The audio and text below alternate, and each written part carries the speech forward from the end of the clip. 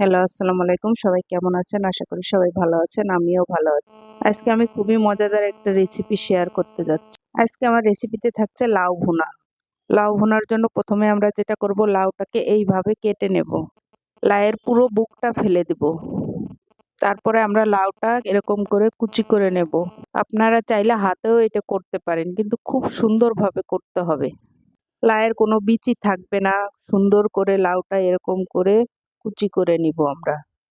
দেখেন কি সুন্দর করে কুচি করা হয়েছে, একদম মিহি করে। তারপর একটি হাঁড়িতে পানি গরম করতে দিয়ে দিয়েছি। এবার লাউগুলা গরম পানির ভিতর দিয়ে দিব। ৫-৬ মিনিট ধরে লাউটা আমরা একটু ভাপ দিয়ে নিব। ভাপ দেওয়ার পরে লাউটা ঢেলে নিব।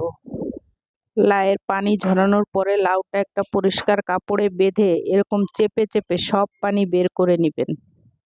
খুব সুন্দরভাবে এটা করতে হবে, যাতে লাউয়ের গায়ে একটু পরিমাণও যেন পানি না থাকে। আমি এখানে আগের থেকে দুধ জ্বালিয়ে একদম ঘন করে রেখেছি। এবার আমরা একটি হাঁড়িতে ঘি দিয়ে দিব। দেখেন পানি ঝরানোর পরে লাউটা দেখতে ঠিক এরকম হবে। ঘি দেওয়ার পরে আমরা এবার ঘির ভিতরে লাউগুলা আস্তে আস্তে করে দিয়ে দিব।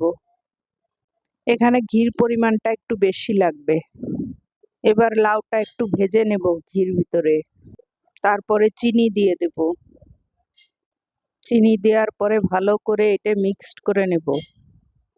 তারপর দুধ দিয়ে দিব। এবার ভালো করে এটা মিশিয়ে নিয়ে কিছু এলাচ গুঁড়া দিব।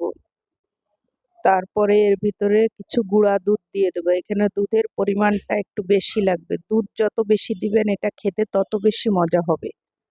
তারপরে আস্তে আস্তে করে এটা আমরা এরকম করে জাল দিতে থাকবো। দিতে দিতে দেখবেন এক সময় এটার রং এরকম হয়ে গেছে।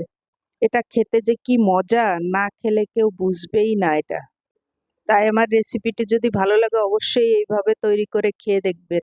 সবাই ভালো থাকবেন। আল্লাহ হাফেজ।